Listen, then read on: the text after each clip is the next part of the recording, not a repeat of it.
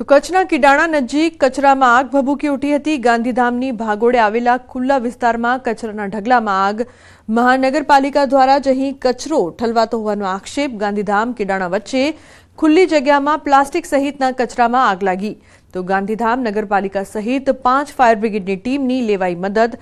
પવનના કારણે આગે વિકરાળ સ્વરૂપ ધારણ કર્યું હતું।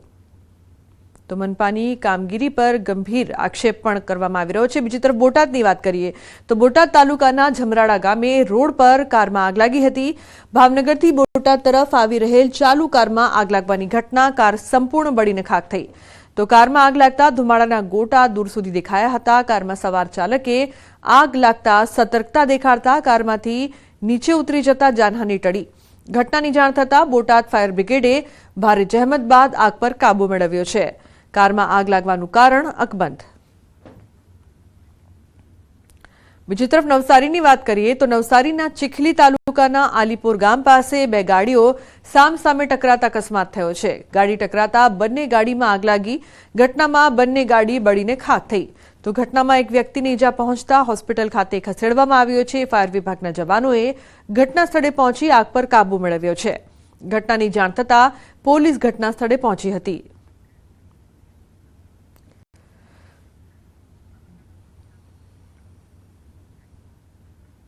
અને સમાચારની જો વાત કરીએ તો સાબરકાંઠામાં વધુ એક માર મારતો વિડીયો વાયરલ થયો છે। ચોરી કરીને ભાગતા વીજપોલ સાથે બાંધીને માર માર્યો।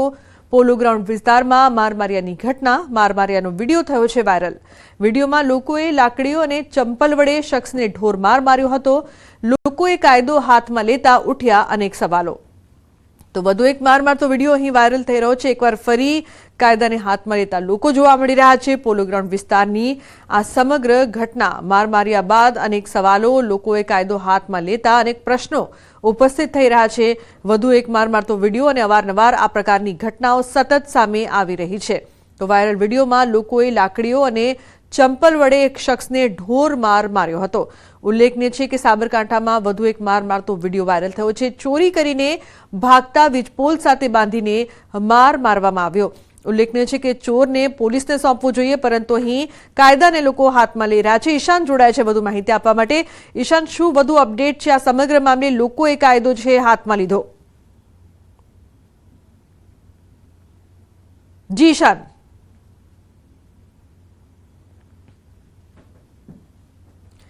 તો જે પ્રકારથી લોકોએ કાયદો હાથમાં લેતા અનેક સવાલો ઉપસ્થિત થઈ રહ્યા છે। ઉલ્લેખનીય છે કે ચોરી બાદ યુવકને વીજપોલ સાથે બાંધીને ચંપલ અને લાકડીઓથી ઢોર માર મારવામાં આવ્યો હતો, જે બાદ આ વિડીયો છે તે વાયરલ થઈ રહ્યો છે। ઉલ્લેખનીય છે કે ચોરને પોલીસને સોંપવાની જગ્યાએ અહીં લોકો કાયદાને પોતાના હાથમાં લેતા જોવા મળી રહ્યા છે, જે બાદ સવાલો ઉપસ્થિત થઈ રહ્યા છે। આ પહેલા પણ આ પ્રકારની ઘટનાઓ સામે આવી ચૂકી છે। અત્યારે પોલો ગ્રાઉન્ડ વિસ્તારમાં મારમારિયાની આ ઘટના છે તે સામે આવી રહી છે। તો ઈશાન જોડાયા છે વધુ માહિતી આપવા માટે। ઈશાન, આ સમગ્ર મામલે શું અપડેટ છે આપની પાસે?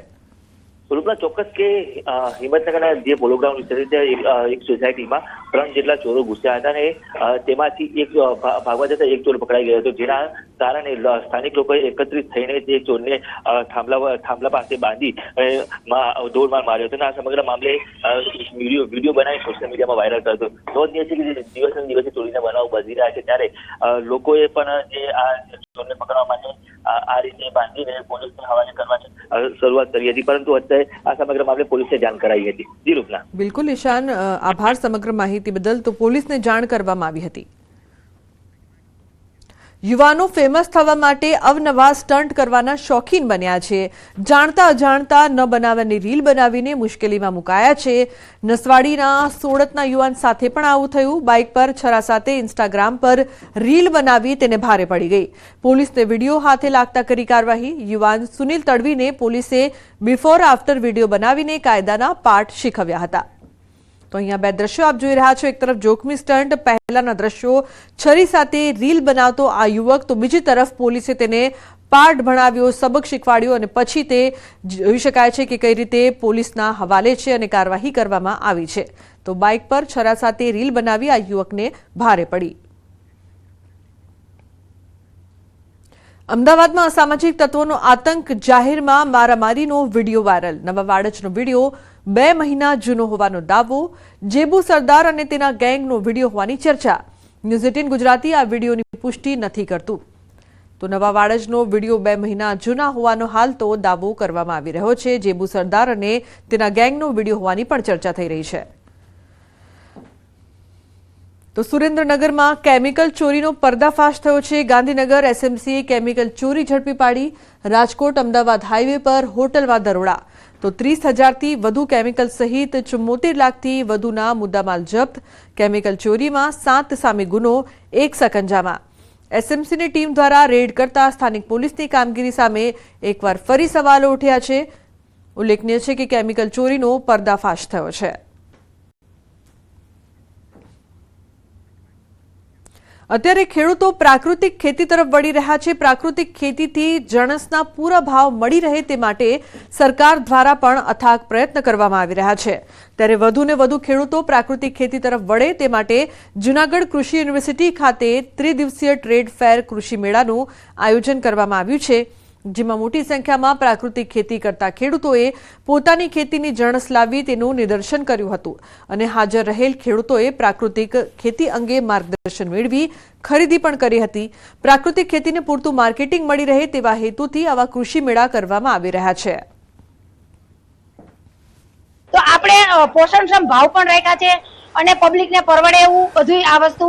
અને પ્રાકૃતિક ખેતી એક છે ને, આજે ની તો કાલે અપનાવી જ પડશે, કારણ કે જમીન બંજર થઈ ગઈ છે. હવે ઉત્પાદન દેવામાં આવે કાંઈ એમાં કદાચ જમીન કચાશ કરે ને, આપણે એને કાંઈ ખોરાક આપતા નથી એટલે જમીનમાં ઉત્પાદન થતું નથી. દિવસે દિવસે જમીનનો સેન્દ્રીય કાર્બન ડાઉન થતો જતો હતો અને એની અંદર રાસાયણિક બહુ કરવું પડતું હતું.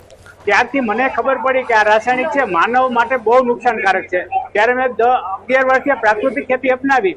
પ્રાકૃતિક ખેતી અપનાવી એની અંદર વધારે પડતું ઘનજીવામૃત, જીવામૃત, બીજામૃત એવા બધા અગ્નિઅસ્ત્ર, બ્રહ્માસ્ત્ર એવા શસ્ત્રો હું એ ખેતી ચાલુ કરી અને એમાં વધારે પડતી સફળતા, બહુ સારી સફળતા મળી ગઈ. મેળાનો મુખ્ય ઉદ્દેશ છે કે જે પ્રાકૃતિક કરતા ખેડૂતો જે ઓર્ગેનિક ફાર્મિંગ ખેતી કરી રહ્યા છે એ ખેડૂતોને એક માર્કેટિંગ માટેનું મોટું પ્લેટફોર્મ પૂરું પાડવાનું છે. અને આ 3 દિવસના મેળામાં 200 કરતા વધારે સ્ટોલ છે અને આ 3 દિવસના મેળામાં જુનાગઢથી નજીકના વિસ્તારો, નગરજનો જે છે એ મુલાકાત લઈ અને ડાયરેક્ટ જે પ્રાકૃતિક ખેતી ઝેર મુક્ત જે ખોરાક છે એ ડાયરેક્ટ ખેડૂત પાસેથી લઈ અને ડાયરેક્ટ જ તેમના ઘર સુધી પહોંચશે એવાનો મુખ્ય ઉદ્દેશ છે.